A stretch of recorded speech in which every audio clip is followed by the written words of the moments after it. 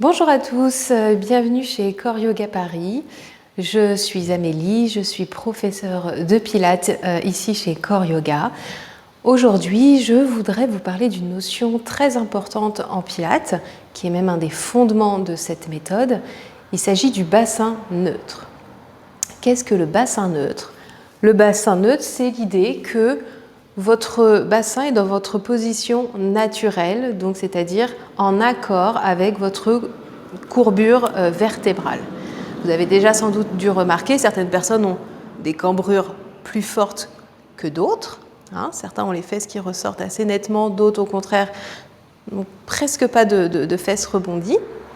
Bien, ça c'est quelque chose qui est vraiment dépendant de chaque personne. On ne peut absolument pas là-dessus se comparer, se mesurer les uns aux autres, puisque vraiment ça c'est comme l'ADN, c'est propre à chacun. Bien, maintenant, vous avez peut-être déjà dû vous rendre compte sur vous-même, il y a des situations, que ce soit par l'éducation, par des habitudes, par même des sports, je pense à la danse notamment, où on a pris l'habitude, par exemple, de sortir exagérément les fesses. Bien. Ça, c'est ce qu'on appelle une antéversion, c'est-à-dire vous sortez par l'arrière le bassin. Okay. L'autre cas de figure, c'est la rétroversion, c'est-à-dire qu'ici, j'efface exagérément mes lombaires, ma courbure lombaire, et j'avance mon pubis vers l'avant. Ce qui se passe dans ces deux cas-là, c'est que ça crée un déséquilibre musculaire notamment, et en plus d'aller à l'encontre de votre colonne vertébrale naturelle. Quand vous êtes en antéversion, exagérément, j'entends bien, vous avez du coup une surcontraction, une sursollicitation des muscles dans le bas du dos. Donc ça va créer des petites tensions musculaires ici, cette surtonicité en fait de la zone du bas du dos. Et en même temps, à l'opposé, les abdos vont être ultra étirés, peut-être même relâcher le ventre vers l'avant, etc. Donc surtonicité à l'arrière, manque de tonicité à l'avant, et donc on voit assez bien là le déséquilibre qui peut apparaître. À l'inverse, si vous êtes dans l'autre sens, le pubis vers l'avant, c'est vos abdos qui vont travailler de manière intensive, on va dire.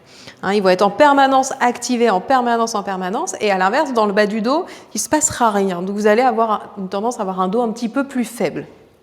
Donc pour certains exercices du quotidien, certains mouvements, vous sentez clairement une moindre force en tout cas, et notamment pour le fait de se tenir assis. Quand on veut se tenir bien droit, on est obligé d'avoir toujours au quotidien, si on veut être équilibré, une co-contraction abdos, bas du dos, pour nous assurer la tenue de la colonne. Donc vous voyez que dans les deux cas, on est soit à l'avant, soit trop en arrière, et on n'est pas du tout dans ce qu'on appelle ce neutre, où on est équilibré à l'avant, à l'arrière. Comment on fait pour trouver cette position neutre? Tout d'abord, quand vous êtes debout, vous pouvez sentir au niveau de vos hanches deux pointes, vraiment sur ce qu'on appelle les crêtes iliaques. Donc vous essayez de visualiser le bassin, ce sont comme deux grandes feuilles de chou, un petit peu, qui vous remplissent. Et donc là, en fait, c'est l'avant des feuilles de chou. Vous mettez le talon de vos mains sur ces pointes, sur ces épines iliaques. Puis, avec vos doigts, vous allez sur votre pubis. Donc, faites un triangle en fait qui va de vos deux crêtes iliaques jusqu'au pubis. Ok, dans cette position, maintenant, on va revisiter les deux positions extrêmes, les deux mauvaises positions qu'on a expliquées juste avant. Donc, si je suis en antéversion, c'est-à-dire que si je sors les fesses exagérément, il se trouve que mon pubis va être en arrière par rapport à mes crêtes iliaques. C'est-à-dire que si je me mets à plat contre un mur, mon pubis va se décoller du mur. Mes deux crêtes iliaques vont rester sur le mur, mais mon pubis va se reculer. Je ne sais pas si vous voyez très bien ici, mais j'ai clairement mon pubis qui recule. À l'inverse, si je suis en rétroversion, alors je vais avancer davantage mon pubis par rapport à mes crêtes iliaques. Donc si je suis contre un mur à nouveau, mon pubis touche le mur, mais mes crêtes iliaques se décollent du mur. L'objectif du bassin neutre, c'est de faire que tout le monde soit aligné sur le même plan. Donc si je suis toujours face à mon mur, j'ai à la fois mon pubis et mes crêtes iliaques qui touchent. Donc déjà, faites juste ce petit exercice déjà de ressenti. Et après, observez simplement, quand tout est aligné, les ressentis que vous avez. Ça va vous paraître étrange, certainement comme position. Ça peut vous paraître complètement démesuré. Si vous aviez l'habitude, par exemple, d'être en très forte rétroversion, donc à effacer votre courbure lombaire et que d'un seul coup, je vous dis, mais oui, mais il faut reculer un petit peu plus les fesses. Vous allez certainement avoir l'impression de sortir les fesses exagérément, mais en fait, non, vous êtes plutôt en accord avec votre courbure lombaire. Je sais que c'est assez perturbant, mais je vous assure que votre dos vous dira merci, vos abdos aussi, et toute votre pratique du Pilates, tout votre quotidien plus largement. Autre façon de se rendre compte de notre bassin neutre, c'est de le faire allonger. Donc, vous vous mettez sur le dos, les jambes pliées, les pieds à plat. Déjà, placez-vous sans trop réfléchir pour l'instant. À nouveau, vous allez mettre vos talons de main sur vos pointes de crête iliaque, et ensuite vos doigts sur votre pubis. Là, ici, déjà, vous pouvez lever la tête et regarder si votre pubis, vos doigts qui sont sur le pubis, sont plus hauts ou plus bas que que vos talons de main. Donc là, moi, clairement, si je ne fais pas attention, ici, là, j'ai une rétroversion. Donc j'avance le pubis vers le plafond. J'écrase mes lombaires dans le sol. À l'inverse, si vous cambrez exagérément, naturellement, vous levez la tête et là, vous ne devriez plus pouvoir voir vraiment votre pubis. Il va être descendu par rapport aux crêtes iliaques. Le but du jeu, et donc vous avez une hyper cambrure ici. Vous pouvez, voilà, là, je peux carrément passer le bras en entier. Bien. Donc à vous maintenant de faire quelques bascules de bassin, donc d'avant en arrière, jusqu'à trouver ce point dans lequel, quand vous levez la tête, votre pubis et vos crêtes iliaques sont sur le même plan. Donc vraiment à plat. Vous pouvez presque poser un plateau sur ces 3 points et le verre d'eau qu'il y a dessus ne se renversera pas. Donc à vous de vous balader vraiment. Promenez-vous, expérimentez, sentez, explorez. Et une fois que vous avez trouvé cette zone où tout le monde est bien sur le même plan, voyez ce que vous ressentez, notamment en termes de contact avec le sol. Vous devez sentir une zone qui est peut-être nouvelle pour vous, qui est en général plus ou moins dans le haut des fesses, à peu près ce qu'on appelle le sacrum.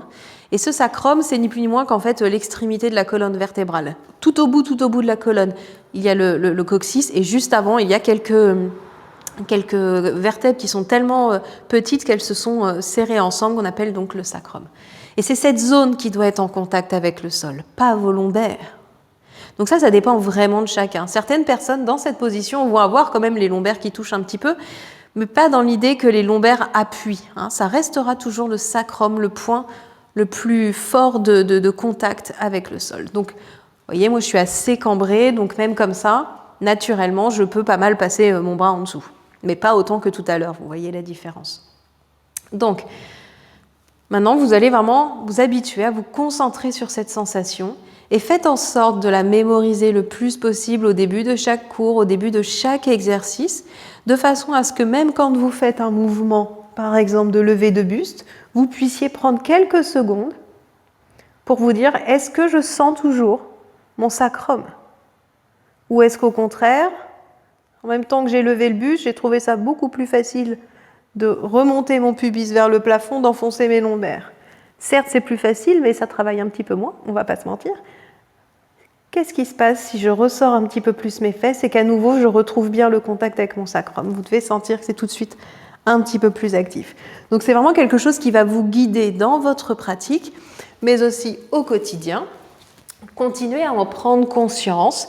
Ça peut être quand vous êtes dans la file à la poste, par exemple, pour aller chercher votre colis. Vous dites « Ah, là, comment je suis, ça prend 2 secondes, ça ne se voit pas. » Est-ce que vous voyez comment se place votre bassin? Vous allez voir vraiment au début, je ne vous cache pas, ça va être assez étrange en termes de sensations. Mais petit à petit, vous allez pouvoir comme ça vraiment reprogrammer vos sensations, votre cerveau, et ça va devenir votre nouvelle position de référence. Hein, ça vous aidera vraiment dans vos mouvements, dans votre posture en général, même quand vous serez assise. Peut-être vous sentirez des choses différentes. Et donc du coup, au fur et à mesure, ça vous aidera vraiment dans votre quotidien à retrouver ce bon équilibre entre les abdos d'une part et le dos de l'autre. Vous allez vous rendre compte aussi que peut-être, oui, vraiment, vous avez besoin de plus d'abdos ou de plus de dos, hein, de muscles dans le bas du dos. Donc, continuez votre pratique et j'espère qu'en tout cas, ces petits conseils vous y aideront et à progresser. Pour continuer sinon à travailler le Pilate en général, je vous donne toujours rendez-vous ici chez Core Yoga Paris. Je vous invite évidemment à consulter le planning en ligne et à vous y inscrire, que ce soit en visio ou bien en replay. Si vous avez des questions sur cette vidéo ou plus largement sur nos cours, je vous invite également à nous envoyer un petit message par mail ou bien sur nos réseaux sociaux, sur Facebook et Instagram, et on se fera un plaisir de vous répondre dans les meilleurs délais. Voilà, j'espère que cette vidéo vous sera utile et je vous souhaite à tous et toutes une très belle journée. À très vite.